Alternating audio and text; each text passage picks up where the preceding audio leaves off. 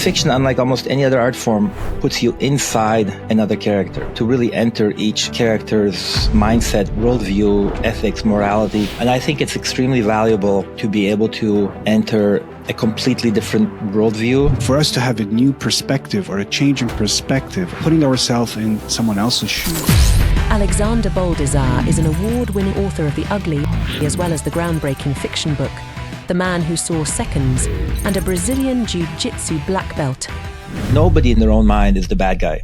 Everybody has some kind of moral framework. And I think it's really important to be able to see the world from the perspective of people with whom you disagree. This idea of modifying your mental models, not just modify your worldview, but actually improve how you structure your mental models. It's very much like Jujitsu. It's this constant feedback mechanism where you win or you learn. Talk about elevating our thinking.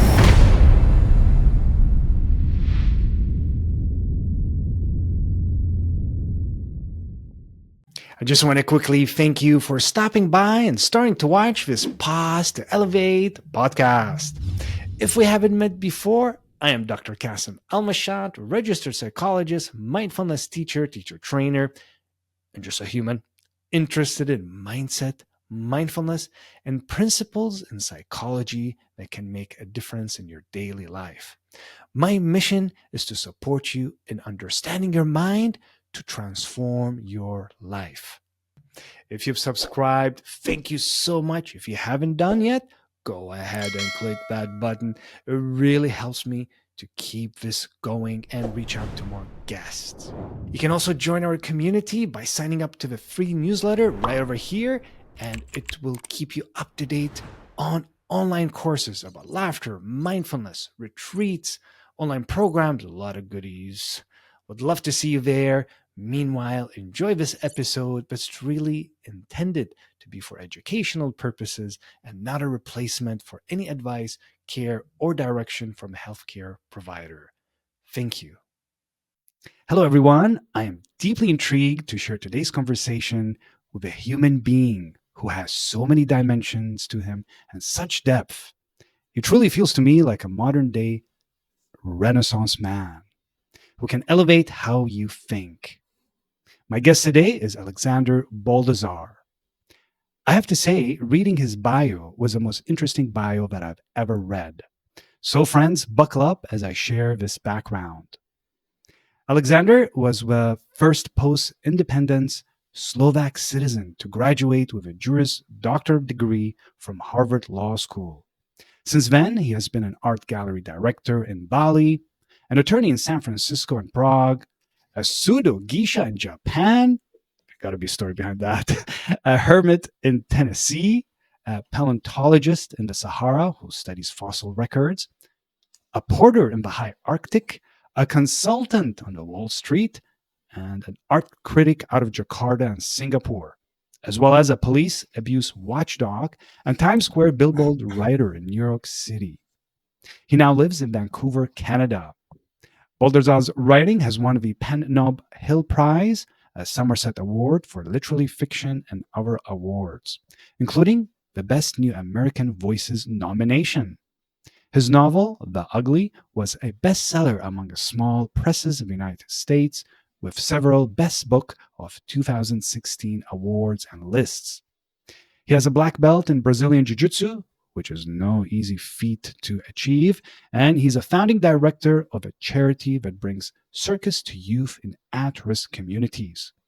And he was once challenged to a leg wrestling contest by the founder of The Onion. That's another story we'd love to get into.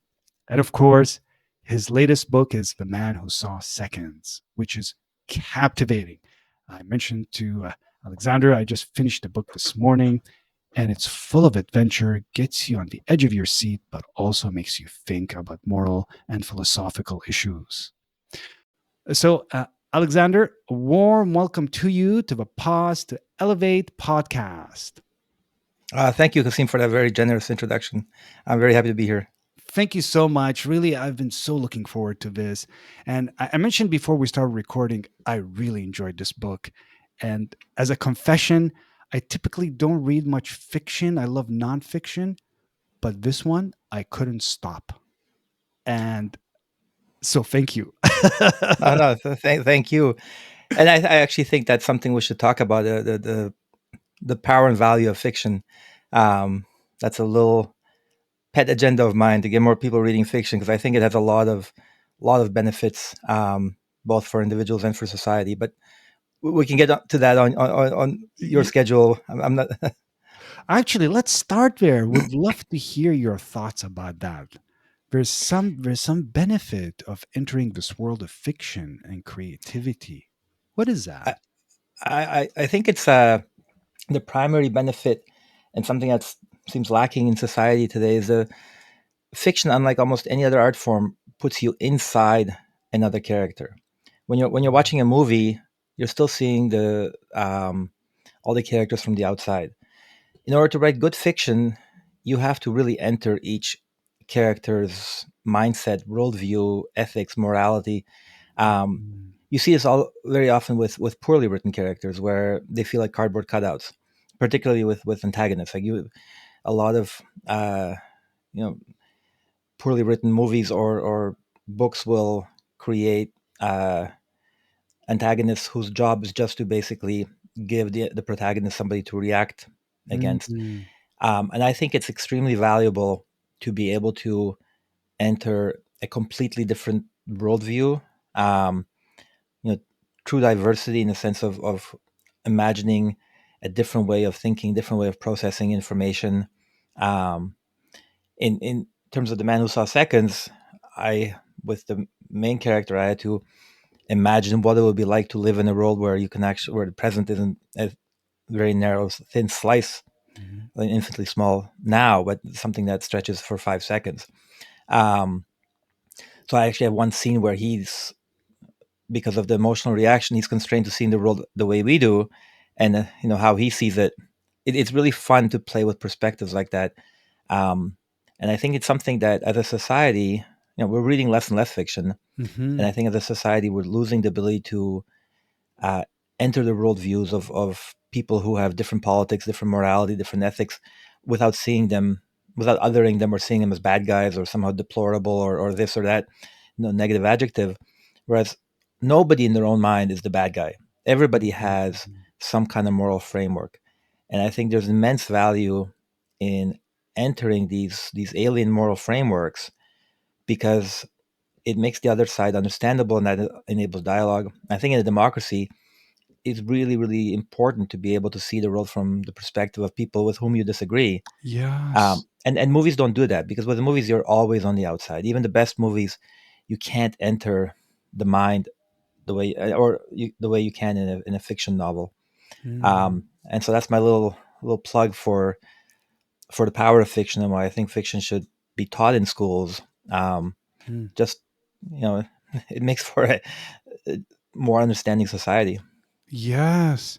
What you're naming is for us to have a new perspective or a change in perspective or different worldview is putting ourselves in someone else's shoe in a different perspective.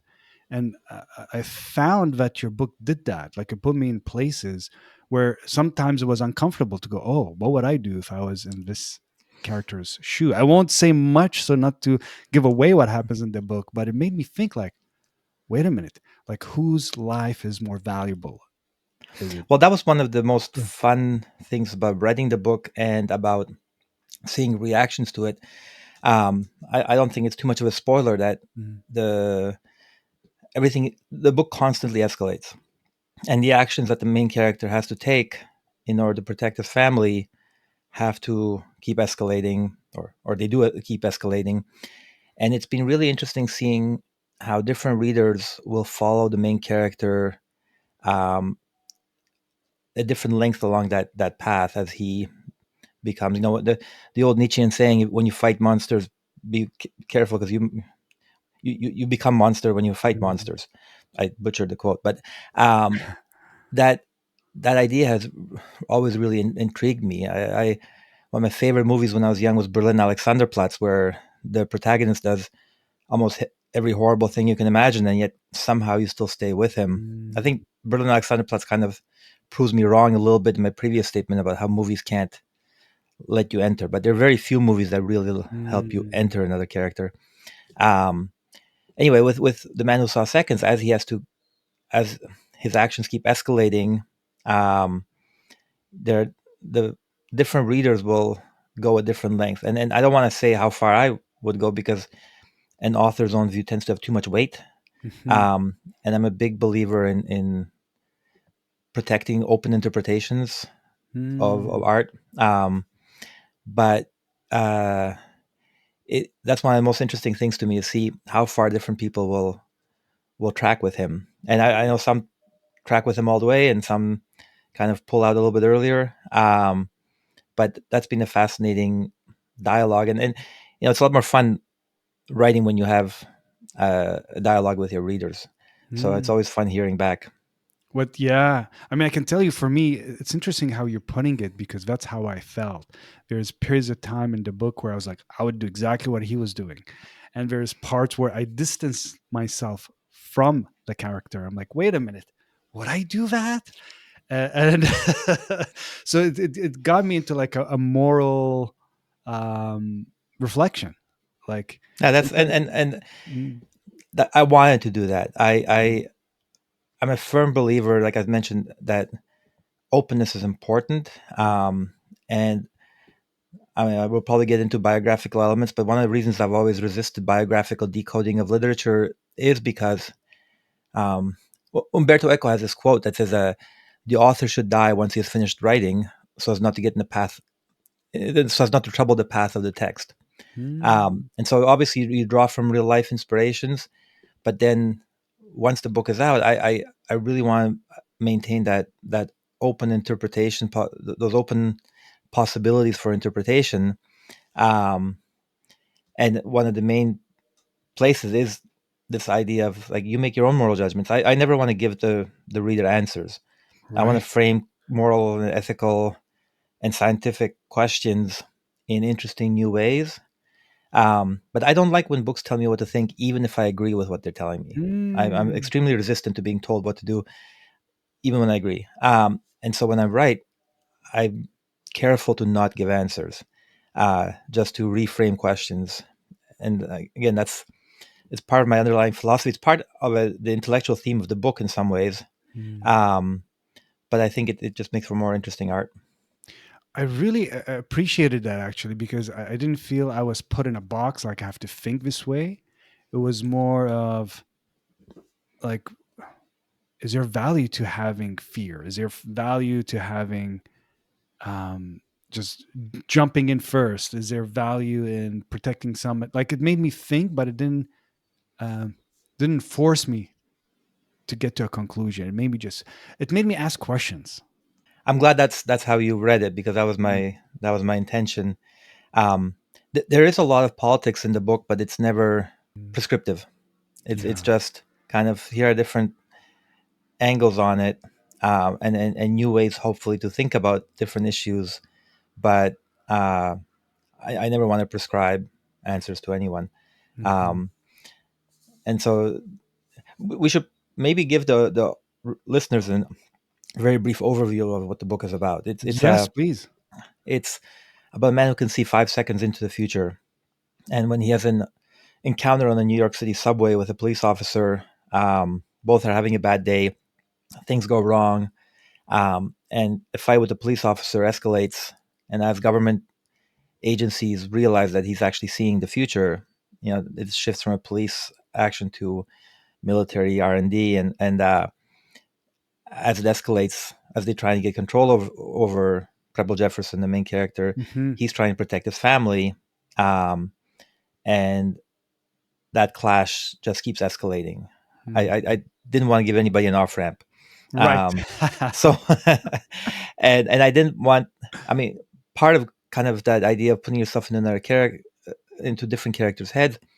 I wanted to make sure that the bad guy anthropomorphized the system anthropomorphizes as Theodore Bigman, um, that he he doesn't. It's the main character doesn't win because the bad guy makes a mistake. Mm. I've always become grumpy when I see James Bond villains talk so long that James Bond has the time to escape his handcuffs or whatever. Right. So at no point did I want Preble to succeed because the other side made a mistake. I want a big man to be as intelligent as possible, so to make that conflict as tight as possible. And then they both become, everybody takes it to a counterproductive level. And this notion of counterproductivity, I'm kind of flowing maybe into one of the intellectual themes, but I'm a big believer that institutions become counterproductive at some point, that every institution ends up working against the purpose for which it was created.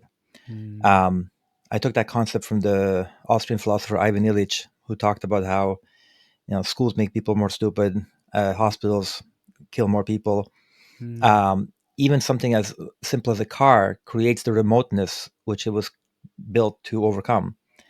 And I think that counterproductivity happens inevitably in every institution, even when you define institution very broadly. You can even define it to the extent of a father's love for his son.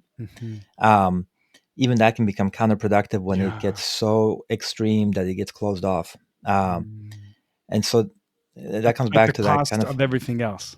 At the cost of everything else. And so that's a very it's below the surface, but it's throughout the book, that every institution in the book, as it gets overly big or overly concentrated, ends up becoming counterproductive to itself. And that's an idea that I think once you start seeing that as almost like a fundamental law of the universe, you start seeing it everywhere. Well, it makes question the simplicity sometimes we seek, which is good, bad, evil, good. It's like, who's good here? Who's bad? Right? And do we all have these aspects of good and bad? And rather than just making bad someone or something outside of us and like oversimplify it. This is also another. This is more, it goes beyond literature, but I really wish that schools taught Bayesian thinking, probabilistic thinking. We have a culture that thinks in Boolean, black versus white, good versus bad terms, and I think if we started, in kindergarten, teaching kids how to think probabilistically, we would solve so many problems with that. Because when I tried never to believe anything 100%, I might believe that the Earth is around 99.999%, but I will always try to maintain a non 100% belief, because it's much easier to go from 99.9 to 98, and then more evidence comes in and you go from 98 to 67, and then more evidence comes in and you might go to 52, and eventually you might go to 47. And so you've gone from believing true to believing false, but you've done it incrementally in the response to new evidence. And so your identity doesn't become attached to, I believe X is true, or I believe Y is false. And as soon as you attach your identity to a belief in something being true or false, it becomes really, really difficult to change your mind. And you see this again all through society, how much people struggle to change their mind. And I think I've had this conversation multiple times. I firmly believe that most highly intelligent people, even if they're not exposed to Bayes' theorem, even if they don't understand probabilistic theory, at some point come to the realization that all knowledge is probabilistic. They might know it explicitly, they might just intuit it, and in terms of talking about gray areas. But if we could systematize it as a framework for people, we'd get people there much faster. So I really wish we would start teaching, starting at, I try to do this with my own son, that never say, true or false. I would say most likely true. So this is what you mean, just for the audience, if they haven't heard that before. The probabilistic thinking is not thinking in complete absolutes. Is that right? Yeah. But I think there's value, and I know that not everybody's brain is mathematical. I'm a writer, my brain's not mathematical. But I think there's value in taking the time to understand basic probability statistics and conceptualizing that non-absolute in actual numeric terms. They don't have to be mathematically derived. Like Bayes' theorem has actual mathematical values. Mhm. And my girlfriend, when she makes a decision, she'll actually calculate the mathematical values. Yes. I'm too enumerate for that, but just conceptualizing it as a 99% probability of being true makes it so much easier to Yeah. shift those numbers as new evidence comes in. Yeah. I mean, talk about elevating our thinking. So we're leaving some space to actually create change rather than Yeah. being fixated on a certain belief. And I think that's where we get caught. Maybe even belief about ourselves. I can't do this or I can't do that, or I'm someone fill in the blank. We get kind of trap ourselves by these thoughts as well. Yeah. Absolutely. Yeah. So I'm wondering, I have so many curiosities, and I wonder if we go back a little bit, like, how did you discover this incredible ability, a craft that you've honed as a writer? Like, how do you discover, like, ooh, I like writing, and there's something here? Like, how did that come about? I was expecting the question to be how did I discover this ability to see 5 seconds into the future, which I Yes. don't Oh, have. we're gonna come back to No, but that. um, the writing came. I was trained as a lawyer. I Mm, went to law school, and I found myself becoming lopsided in terms of the the bicameral brain model has been debunked, but it still makes for useful shorthand in terms of left brain thinking versus right brain thinking. mm, Um, and while I was in law school, I found myself overwhelmingly left brain. Everything was analytic. Everything was mm, purely logical. And uh, I found that I was coming home and melting candles and just watching them, different colored candles to mm, watch the shapes and colors change, because I think my own brain is really 50-50. I'm mm, half analytic, half creative. mhm. Um, as I was unbalanced at first, I was just watching candles melt for 15 minutes after, both at school and when I worked as a lawyer. Um, but still in school, I started writing for the school paper, and I became the head editorial columnist for the Harvard Law Record, and I Mm, had complete control over my space. So one week I'd write the entire column in haiku, another I'd write completely in Dr. Seuss style. mm, So I was just playing with different forms, just trying to push away um, against kind of that heavy analytic structure of law school. mm. Um, my supervisor, so my previous book, The Ugly, started off as a thesis actually at Harvard Law School, Oh. and my supervisor was the only non-lawyer in on the faculty. He was the former president of the American Psychiatric Association, Mm, Alan Stone, and he diagnosed the main character in that book, which was much more heavily biographical. He diagnosed the main character as having compulsive oppositional disorder, and so and I mean, I've never been to a psychiatrist, but I have no doubt that I would get a similar diagnosis. So it, um, in a sense, it became uh, f- opposition in form from what I was from the strictures of law school, strictures and mm, structures. Um, I'm also a big believer that the only true difference is procedural. That form mm, is actually much more important than substance, mm, because you can. That's a complicated conversation, but by playing with kind of the creative form, I mhm, was able to say things that you could never say within, say, the format of a law review article. I had written law review articles. Um, mm. my girlfriend at Harvard was a professor, so we co-wrote some bunch of international law articles that would have qualified as a thesis. Wow. But even though we were we were trying to, we're talking about issues like the legality of using nuclear weapons in war and stuff like that issues that were naturally outside the constraints of what the law was established to cover. So Um, philosophical. much more philosophical, but Yeah. still in the format of a law review article. And Mm, I found that by writing something in the analytic format, as a law review article, it made impossible to have the conversation that I wanted to have, which is that logic is extremely valuable, extremely powerful, but it's only mm, one dimension of experience.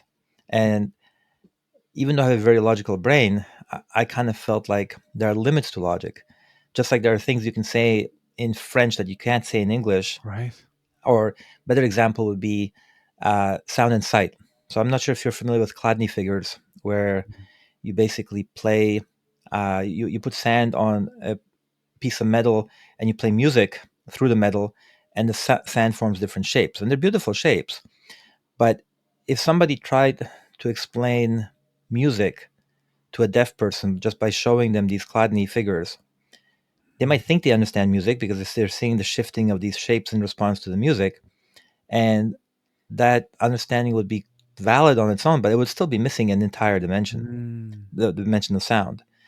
And I found that trying to understand reality, the ontology of existence through a purely logical framework, like the way analytic philosophers have generally done, to me felt very much like trying to understand music by looking at Chladni figures. It Mm. was both true and limited.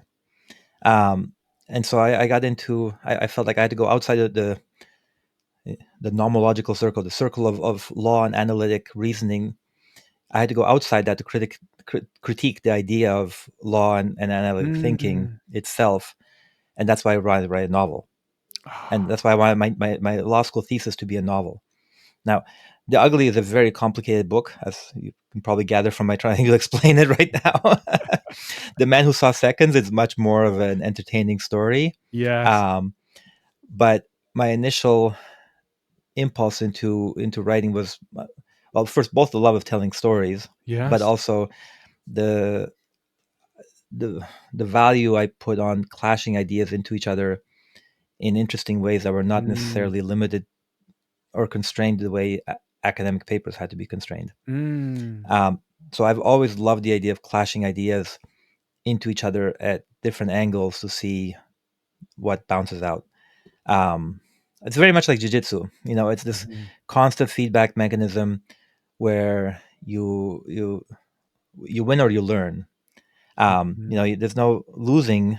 And again, I think that's something we're losing in society. This idea that ideas should be bounced against each other, Mm. and you learn from them. You don't get too overly attached. I did a jiu-jitsu seminar recently with Preet Mikkelsen, the Estonian Mm. defensive BJJ guy, and he had a fantastic metaphor for both jiu-jitsu and life. Is that when a baby is walking, when a baby's learning to walk, it's Mm. falling constantly. And it doesn't look at each of those instances of falling as a failure in some ways. It's just Mm. adjusting its mental model of where it has to put its feet. Mm. And when I teach jujitsu, the people who learn the slowest are the ones who really don't want to lose. Mm. Um, Without going into individuals, there are people who avoid rolling with higher belts Mm. because it shakes their ego to lose, even though they understand that somebody who's been doing it 15 years is going to have more skill than somebody who's That's been doing it right. 5.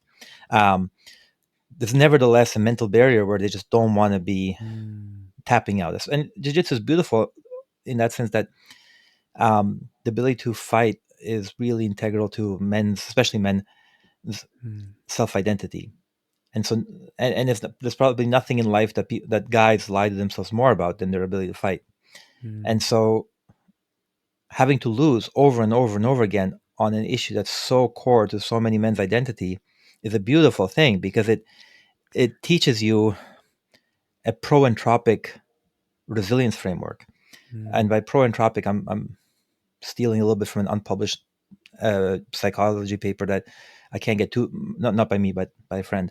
Mhm. But this idea of modifying your mental models to not just not just modify your worldview, but actually improve how you structure your mental models.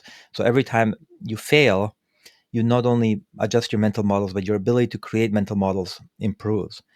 And Mm. that's in this paper labels as the pro-entropic framework. And I think for in jiu-jitsu, it's fascinating um, how direct that is, because the feedback mechanism is instant, and you Mhm. can't lie to yourself. You just tap, you just submit it. Yeah. The same is true in ideas, but it's much easier to lie to yourself. It's much Mm. easier to believe that um, well, no, I didn't lose that argument. The guy was just an asshole, Mm. or something of that sort.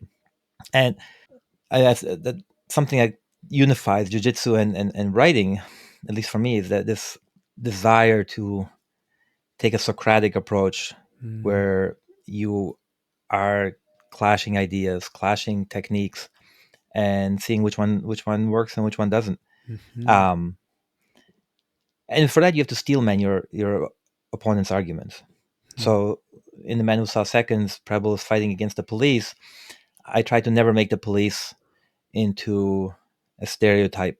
We train with a Right. lot of cops. I have a lot of friends who are cops. I think I understand their worldview Mhm. and their genuine desire to make a safer society. Mhm. Um, and so, if you're going to make the cops the bad guys, don't make them kind of uh, caricatures. Caricatures, I, yeah, I, yeah. I understand how they would actually, why they would follow orders that might seem unethical because of a higher purpose. Mm.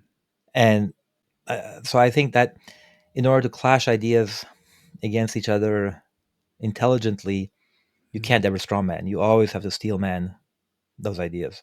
Mm. And so, and I was much more successful in The Man Who Saw Seconds in subsuming all these philosophical ideas under a fast thriller. Mm. In the Yes. ugly, in the ugly, these ideas are much more on the surface, and that led to a book that became kind of a cult classic and among philosophy professors, but Yeah. but it wasn't that successful in terms of mass market. Mm. Whereas in The Man Who Saw Seconds, I try to be very careful to have those ideas under the surface and actually feeding into the escalation without ever being described explicitly. Mhm. Because you could completely read the book just as a Jason Bourne type thriller and Yeah. still enjoy it. Right. Right. But you can't help but, be impacted by the plot, the characters, the themes, which I really enjoyed. I just want to go back to, like, there's so many things to unpack that you just shared, and one of them about jujitsu and Brazilian jiu-jitsu, and applying this concept that you're naming about, instead of win versus lose, win and learn. And there's something about that, like that's a mindset that listeners can apply whether they do jujitsu or not. But it's this idea of, um, when things don't go our way, not to take it as a complete failure and just stop what we're doing, but use it to learn and upgrade our framework, upgrade our capacity, whether it's at work, whether it's a relationship, whether it's at school. It's like, oh, how can I do this differently? So No, can you say, exactly. yeah, can you say a little more about this? And maybe also, what is Brazilian Jiu Jitsu for those who are maybe not as familiar with it? I know we both know Brazilian Jiu Jitsu, but um, So Brazilian Jiu-Jitsu is basically non-consensual yoga, where you're folding your partner against their will. Um, um, it's it's a combat sport. It's a martial art that relies on strangleholds and joint locks, um, and because you it starts off as judo. Most people are familiar with judo, it's gonna, yeah. but instead of the referee breaking it up after 25 seconds on the ground, it continues until one person submits. So So you yes. tap to submit, and basically the reason you do that is because you don't want your arm broken or your lights to go out, for a nap Getting when somebody's choking you. chucked out, yeah, but no Uh, strikes. It has no no strikes, just for strikes, listeners, right? and because it doesn't have strikes, you're able to go 100% Mm. because you always have time to tap before the nap comes, um, and so that allows to really the huge innovation of Brazilian Jiu-Jitsu over, for example, the traditional martial arts. The traditional martial arts all believed they could beat anyone, but they never got to test it because Mm. if you're hitting people in the head full force, um, you're going to get traumatic brain injury. Right. Uh, and so there were very limited times where you could actually spar under real life conditions. Um, and the thing that hooked me on Brazilian Jiu Jitsu was when I started, I was 240 pounds, all muscle. I'd Mm. done quite a bit of other martial arts. I'd been in an embarrassingly high number of street fights. Mm. Um, And I came in, and there's a 135-pound Japanese guy who tied me into a pretzel, and I had to tap. And again, because I had enough martial arts experience, there's no other martial art I could think of where 100-pound weight difference would make no difference. Like, even with boxing, if I'm punched by a 135-pound boxer, he's not going to knock me out. I don't care how skilled he is. But with jujitsu, I was having to submit to a guy 100 pounds lighter than me, and I absolutely loved it because it showed me, hey, this is something real. There's something real here that works. And that goes to your point of, if I'd been fragile, if I had taken that loss as embarrassment, I may have quit. Whereas, for whatever reason, I've always tried to have an anti-fragile mindset. Yeah. And so the idea of losing to somebody whom I outweighed by such a significant margin, and I had this perspective of myself as somebody who knows how to fight. Because I'd done silat, I'd done kung fu, I'd done taekwondo. Like I'd basically done martial arts my whole life, and despite that, I was submitted. And so that's what hooked me. I actually tried jiu-jitsu in the 90s, but the club I walked into, nobody beat me, and I got bored and I left. So I really needed that loss. I needed to know that the techniques mattered so much that they overcame my physical attributes. And so that's what hooked me. Yeah. And I've been doing it 15 years, 5 or 6 days a week. and I'm still fascinated by it because it is so bottomless in terms of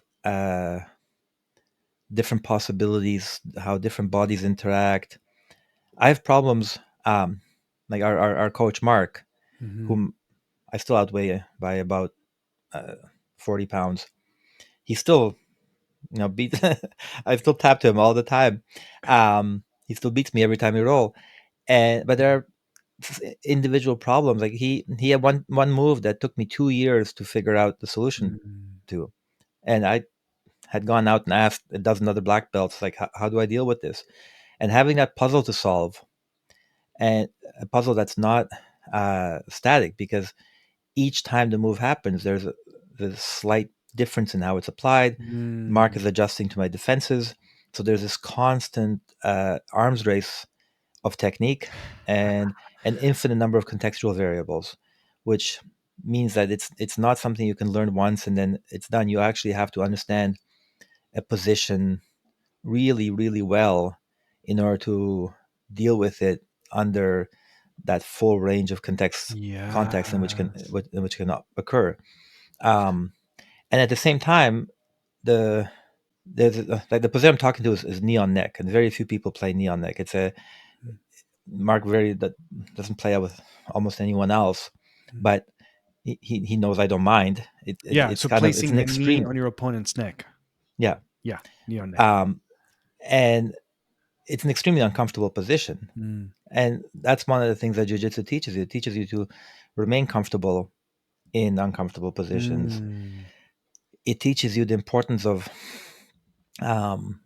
remaining calm, and that's packed in so tight that it actually understates the value. Because when I'm rolling with anybody other than Mark, I not only know what is happening in my role, I know what the guys on one side of me are doing. I know what the guys on the other side of me are doing. Awareness. Because the awareness of the entire the situational awareness, because through all these years of training, I've developed the bandwidth to process that much information. But as soon as I'm rolling with Mark, I have no idea. I can't see anything other than my arm or my neck, or my field of vision narrows dramatically.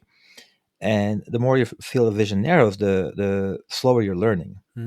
So, and I know now I know how to remain calm, but still his bandwidth is higher than mine. And so what SWAT team calls called OODA loop, or military, the observe, orient, decide, and act. The military talks very much in these terms. So can you say that again, just for the audience? OODA loop is a concept within military and SWAT teams, where their goal is to have a faster OODA loop than their opponent. And OODA loop stands for observe, orient, decide, and act. Mm-hmm. And the observation is very much correlated to being able to stay calm and absorb the almost infinite number of contextual cues Yeah. that are happening. And so when I'm rolling with a lower belt, I'm actually seeing more than they're seeing. You got more than And 5 seconds ahead, don't you? yeah, so You're they're seeing like they're 10 seconds ahead there. so when you first start playing jiu-jitsu, the most common metaphor is chess with your body, Mm, because every move, um, so not when you first start. When you first start, the first 6 months, 1 year, 2 years, you're just surviving. mhm. So you're purely focused on survival, and your field of vision is, pinpoint. Yeah. You're just trying to save your arm or save your neck or whatever's happening. Then as you go through the blue and purple belt levels and even into brown, you start seeing as chess. Mm, So every move has a counter move. If you mm, go for an armbar on me, I'm going to defend my arms this way. I'm going to stack you up that way. mhm, So every move has a counter move. But then I think once you get to black belt level, it stops being chess, and at some point becomes more like jazz. So mm, all these things are flowing, and you're staying completely open, um, and you're just watching what your opponent's giving you. You're no longer planning specific move counter move combinations. You're just kind of flowing with you're playing together almost like two musicians, mhm, um, and you're the different parts of your body become like sensors that you're sensing what your opponent's about to give you, and you might move a little bit here because like you'll test, you'll move this way and see how the opponent reacts, and then okay, if I move this way, he'll do this. mhm. um, but it's no longer conscious the way it was at the blue and purple belt levels. It's almost it, it's just a flow. Yeah. And so flow roll is not just kind of a warm up where you're flowing, but at a higher level, you're flowing at full speed, full, Yeah. active, uh, fighting in quotes. Um, but it really does feel like jazz at some point. Mm, And I think that process from survival to analytic to kind of all senses jazz style as a metaphor, I think it's a good framework for mastery in any field. mm. This is so well said about mastery because there's progression, there's time, there's patience, and There's failure. failure is actually a key important aspect of succeeding. Yeah, That I wish I was taught that sooner in life. This thing about like having to succeed is does require failing, does require trying something, going bad didn't work, yeah, whether it's a business venture, whether it's a school paper, whether it's a relationship, and going, yeah, okay, now I get to upgrade and work on things on myself. And I really love that how you describe this jujitsu of life. Really is such a philosophical aspect. We can, whether someone practices jujitsu or not, it's like, wait a minute, let's use these things. Let's use the discomforts to keep learning about ourselves. Right? yeah, Whether absolutely. Yeah, yeah. I'm actually a very competitive Mm, person, but because I think I'm competitive in an intelligent way, I really appreciate failure. It yeah. there's a fragile type of competitiveness Mm, that doesn't want to fail, and there's a more resilient competitiveness where you want to win, but when you fail, you really appreciate those moments, because I can tell you, in the old days I used to compete in tournaments. mm, The matches I lost, I know exactly what I did wrong 15 years later. I still remember, and I have a poor memory, yeah. but the matches that I lost, I remember exactly where my instep should Mm, have been when it wasn't. Um, because those moments got drilled in. And my favorite role is with Mark because I lose every time.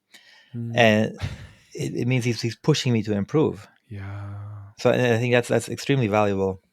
Hmm. And in terms of identity, you just shift your identity from being someone who I win jujitsu matches to being I, I learn, I adapt, I'm constantly improving. And so as soon as you kind of make that mental shift to being a person who, and I think this ties into the Bayesian or the probabilistic thinking, Yeah. it you're just open to new evidence. You're open to new information. Ah. See, that's a mindset itself right there. Being open to constantly adjusting, Yeah. changing, growing, which means, Alice, yeah. again, within the psychology paper I recently read, it's inactive allostasis as opposed to Mm, homeostasis. So to translate that into English, homeostasis is the body's um, natural kind of happy medium, or the state where everything is harmonious in a sense. mhm, And we figured out a long time ago that the body doesn't actually work with a homeostatic framework. It's allostatic in the sense of it's constantly being impacted by external variables, and so it constantly has to adapt mhm. to those variables to attempt to maintain something, to attempt to get to homeostasis without ever sitting there. So you're constantly adjusting It's not to get to static. homeostasis. The static is, you know, where you want to be. Mhm, Homeostasis, homeo meaning even. mhm, So, but it, because we live in time, we are constantly being bombarded by external variables, and or in internal, like what you ate, what you thought, mhm, what your blood pressure, what your wife said to you, um, your kid just failed a class, whatever is happening, you mhm. just got attacked. These are all Yeah. the allostatic load. So these are all external variables that are coming at us, and the body is constantly adjusting to them to attempt to get to Mm, homeostasis without ever actually reaching it. Um, and the concept of allostatic load is how heavy are those variables that are coming at you. So mm, somebody mugging you is going to create a much heavier allostatic load right. than your eggs being too salty. So the and that becomes stress. But as you Mm, practice adjusting to these different variables, your ability to handle higher and higher allostatic loads increases. Now, mhm, no, there are allostatic loads that will make anybody, if your wife dies, you're going to be knocked off. You mm. know, I think my wife died a couple of years ago, and I suddenly found myself feeling very fragile, and I'm not a fragile person. Everybody can be overwhelmed by the Mm, allostatic load, but understanding that life basically is a constant process of adjust adjusting, and whether you want it or not, whether you conceive of it or not, that's how our bodies work. yeah, yeah. You eat too much, your blood sugar goes up, so your insulin levels go up to kind of compensate for your blood sugar. That's an Mhm, allostatic mechanism within the on a basic biological level. Our minds work the same way, mhm, and different people, if you're insulin sensitive, and if you're metabolically healthy, then your insulin will lower that blood glucose much more rapidly at a mm. natural dose of insulin. If you have diabetes, your entire system will be out of whack, Right. and your body's not going to adjust to the allostatic load nearly as easily. I think the exact same paradigm works in terms of mental health. Mm, Um, and just like you can improve your metabolic health through exercise, eating healthy, and everything mhm, else, you can improve your mental health through this constant process of making yourself uncomfortable without overload, mm. but creating a mental framework where you're consciously, your allostasis is inactive. So you are a variable. It's not just external variables coming at you. You yourself are the most important variable in this entire allostatic process, and that's a mental model. That's basically prediction. So Mhm, you have prediction models for how your actions will influence the environment, and intelligence. In a lot of ways, is all animals have intelligence. Even mhm, a bacterium following a nutrient gradient is predicting that that direction of that nutrient gradient means more nutrients in that mhm. direction. Um, and move that direction. I mean, the Yeah, bacterium will actually change how it yeah. swims. It normally swims randomly. If it's in a nutrient gradient, the tail will start swimming differently because it's Mhm, predicting that there'll be more nutrients. That, An increase in nutrients in that direction means a further increase down that road. That's Mhm. prediction.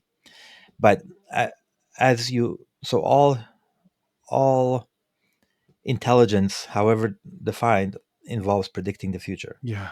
And as our mental models get better and better, we eventually incorporate the self as an actor that can change the environment, because that leads to a better uh, prediction model. Right. So I actually think that consciousness itself evolved out of prediction models.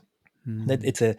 it's a more accurate and energy efficient model to include the self as an active participant in the environment. Mm. Um, and so in some ways, the science of the book takes that as a starting point and tries to extrapolate even further. Like, what if you could actually, like, the whole book is about predicting the future. Yes. And being able But to. Yeah. Yeah. we're all predicting the future all the Yeah. time. It just not in the same way, not actively seeing the future. But even something that's like catching a baseball, when this is how the brains actually work. It takes about 30 half a second for the visual cortex to tell the brain that a ball's coming. So Mhm. when you catch a ball, your brain's actually predicting where the ball will be, and then rewiring your memory of what Mhm. happened to feel like you just caught the ball as it was coming. Yeah. But catching that ball actually requires your brain to predict half a second Mm. in advance where the ball will be. It's just rewired, Yeah. rewritten, overwritten afterwards. So we forget that's how it worked. Mhm. That's interesting because you bring that as well, the science into the book. You explain about different levels and the brain, which is really interesting. I just want to go back to a couple of things that you shared, which is, we're talking right now about predictive models in the brain, working with things, but, things that show up that we don't want in life, the unexpected that impact us. And I know you just shared earlier about, a loss that you did have earlier on, a few years ago. And I'm wondering, how has that informed the writing of the book? Because there's something about you that meets the challenges in life, the negatives, and it's not about just making things positive, but you really kind of use it as fuel to keep living instead of withdrawing and shutting down and disappearing from the world. Like, you keep living, you keep moving forward despite tragedies and challenges. So I wonder, if you can share a little bit about that backstory of just working with adversity. Yeah. So I mentioned that my wife died a couple of years ago. The book was already mostly written by then. I Mm, was still revising it.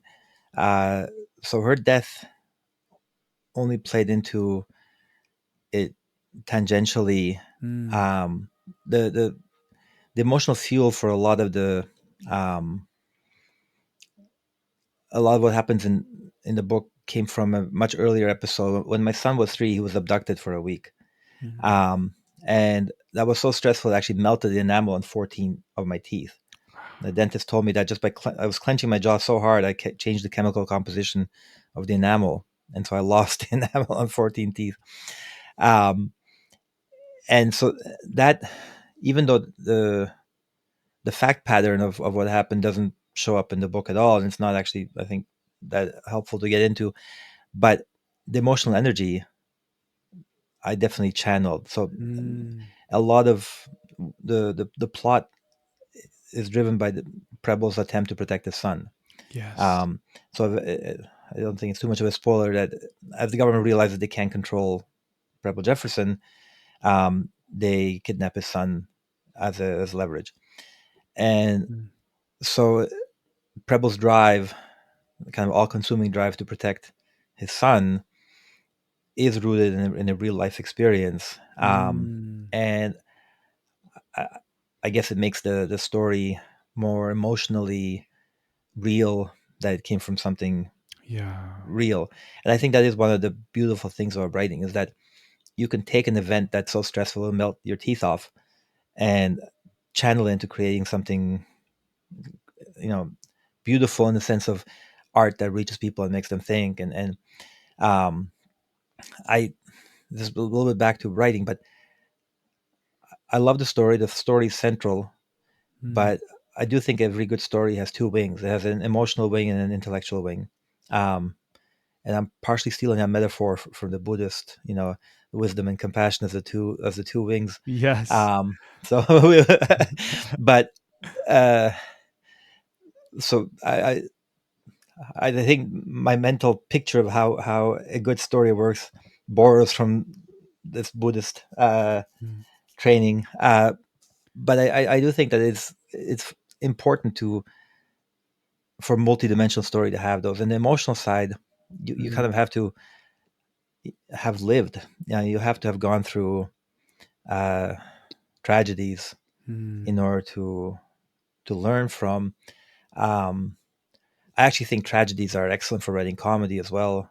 mm, Uh, that old saying that comedy is tragedy plus time, and you see that in a lot of cultures that have had dictators. For example, like I was mm. born in Czechoslovakia at the time, Yeah. Slovakia now, and the sense of humor is really really dark, and I think it comes from this era where people are having their family disappeared by the government, Yeah. and there's something beautiful about how uh, people can turn tragedies into humor and into art and into beautiful things. Like the word tragedy comes from the Greek for goat song, Mm, and the Greeks had this ritual of a scapegoat. So mm, all the evils, all the sins of the village would be transposed to a sacrificial goat, and mm, the goat was taken to slaughter, and the goat knew it was being taken to slaughter and had a particular type of bleeding, mm. the goat song, and so the that's why the Shakespearean definition of tragedy is something horrible that's happening that is coming. So the Yeah. goat knows its death is coming. But I mean, tragedies are some of our most beautiful art forms because Mm, they do touch something fundamentally human. mm, Um, and I think again that there's you see art by people who've had a lot of life experience and people who haven't, and I generally think that the art from those who have tends to be more universal, mm. more like you have people who've had happy lives.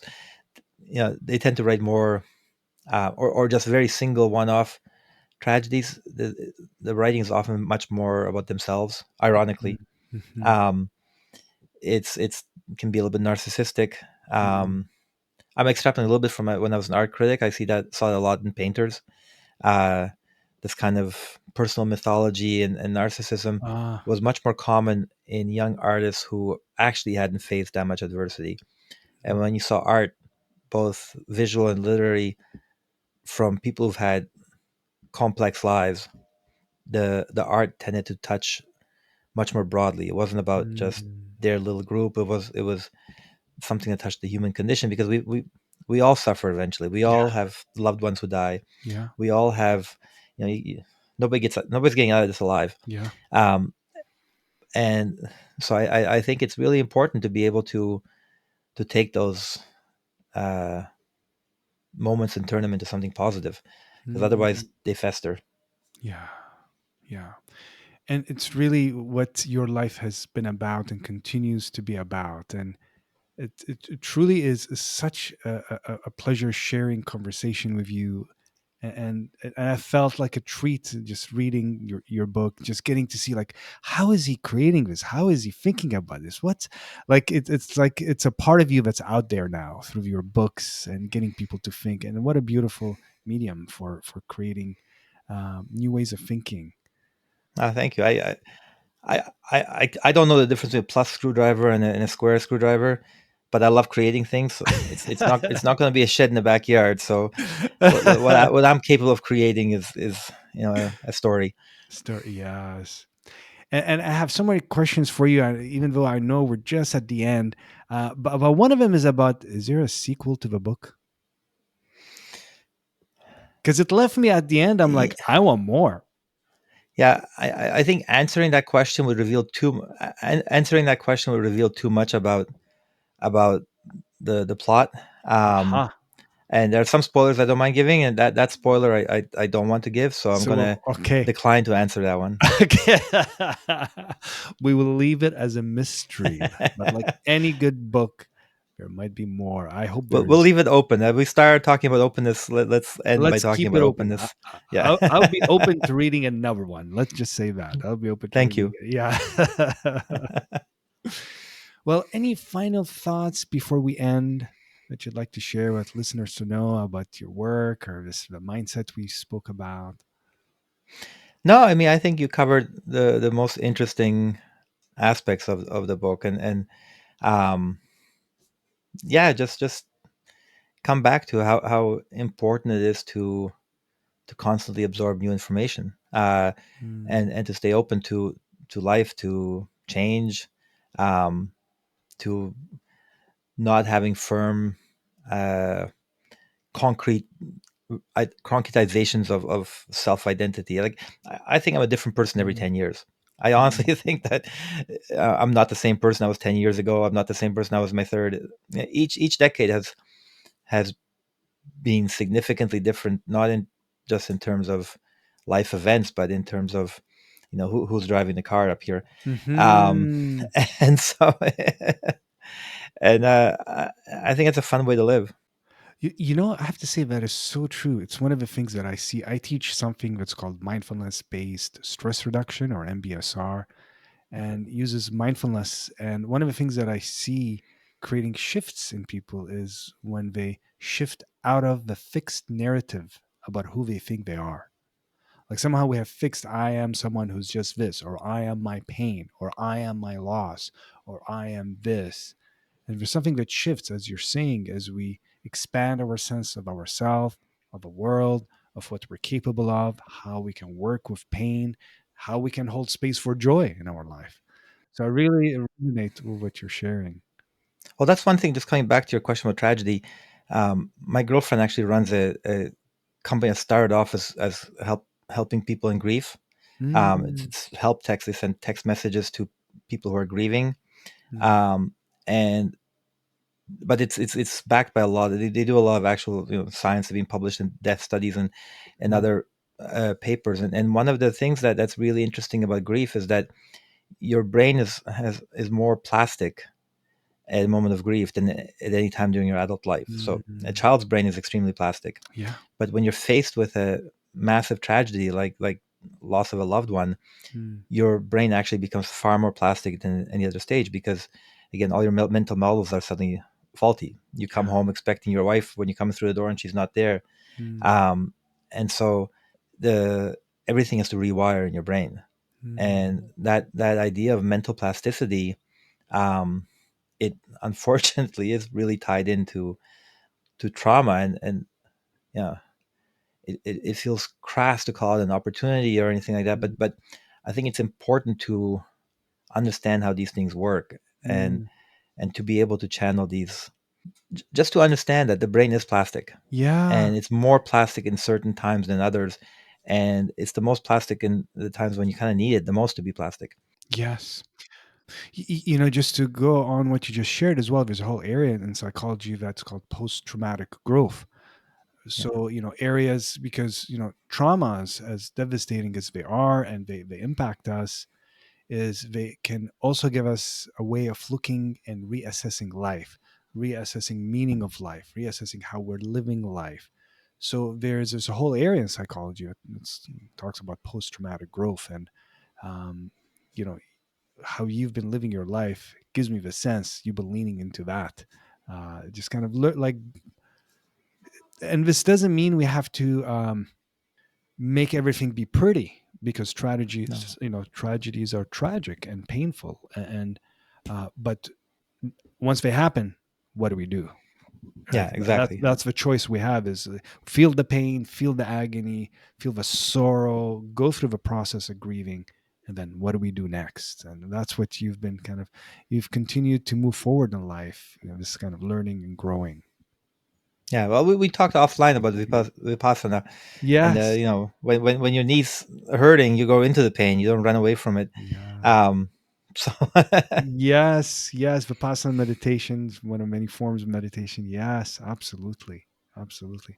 Yeah. Actually, maybe ask you about that. I know we're at the end, but I can't help but to ask you because many people, it's very rare. I know we talked off outside of a podcast. You had a chance to be with Sian Gwinka in person, which is very rare. Oh. I've done his kind of 10-day silent retreats, um, but it's more kind of recorded. He's not there. He passed because he passed away, what, 2012, I think, or something like that. But anyway, what was that like being with him in person? Like, he's amazing, charismatic, even through a recording. But what was it like being with him?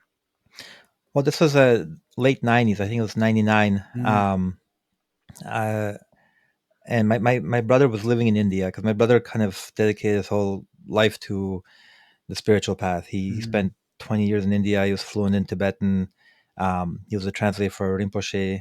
mm. And so after passing my bar exam and before becoming a lawyer, I spent 2 months in India. Oh, wow. And in Pune, I actually went to both the Goenkaji's Vipassana retreat and Osho's commune. Wow. Um, so What a so I kind of contrast. the two contrasts. Um, and I am kind of a hedonist at heart, so I enjoy the Osho commune more, to be honest. But the Vipassana was really interesting, um, and really challenging.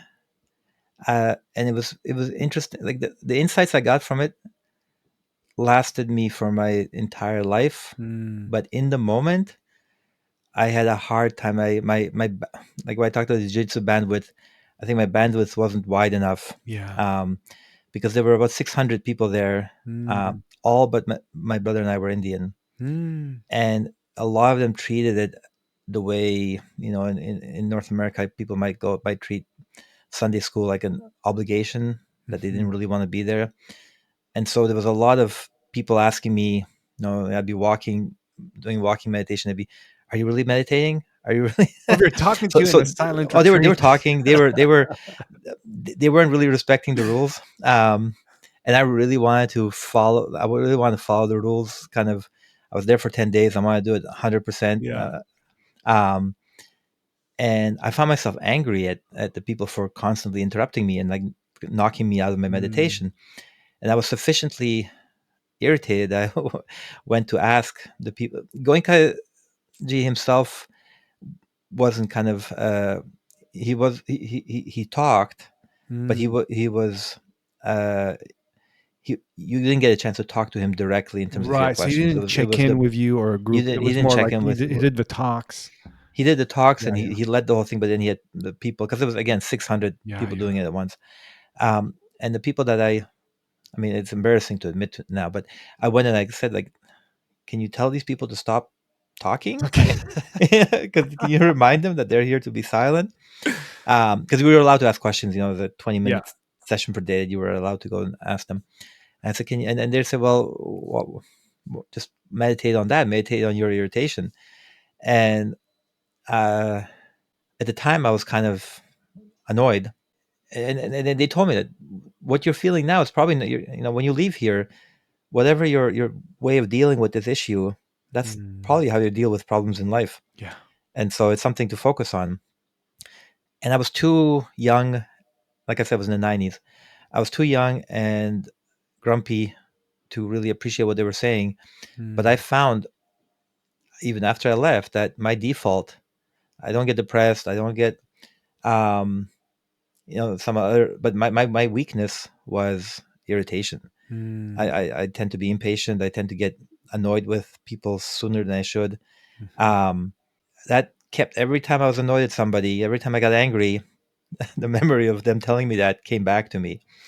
And so, in the long run, for decades after, 4 decades after the experience, it was an extremely valuable experience because it yeah. pointed out something that I needed pointing out, and it gave me a reference point that helped me catch myself faster when I Mm, would get annoyed or irritated or angry with people. Um, and so, but at the time, I didn't enjoy it. mhm. Yeah. So it was like jujitsu. You don't enjoy being tapped out, but it teaches you something that had a longer lead time. The feedback mechanism was decades instead of seconds, Yeah. but it was extremely valuable, even though it wasn't pleasant in the Yes. moment. Well, it pushed your comfort zone and it got you really to look at reacting versus responding. And this is one of the Yeah. things that I continue to find so useful in terms of mindfulness meditation is, when we practice, we sit with boredom, we sit with annoyance, we sit with an argument we're replaying in the mind. How do we create space? How do we relate to our feelings? How to relate to our thoughts? So you're naming a whole world that's for me has been a life changer, and that's what I share it. And it might be time for another retreat. Who knows, right? Yeah. Well, my hats off to you for doing 6-month retreats. I can't imagine that. Yeah, that I can't. I still can't imagine that. Yeah, it was very extensive, and but really supported my deep love for this work, and that's why I keep sharing it, including That's retreats. fantastic.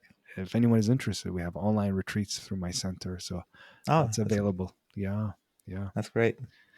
Yeah, it's definitely very powerful stuff, and it does leave a lifelong impact yeah, yeah, for the absolutely. positive For a pause and for living and for living. an Yeah. awakened life. Yeah. Well, I can't thank you enough for such an enjoyable conversation, like podcast or no podcast. I so enjoyed this conversation. Even if it wasn't Uh, recorded, I want to keep going. I did too. So thank you so much, and look forward to whatever work you might produce next, because you really produce quality, creative work. So thank you. Uh, And I just want to thank the listeners for listening. And if you found it useful, feel free to share, also like and subscribe if you haven't done so.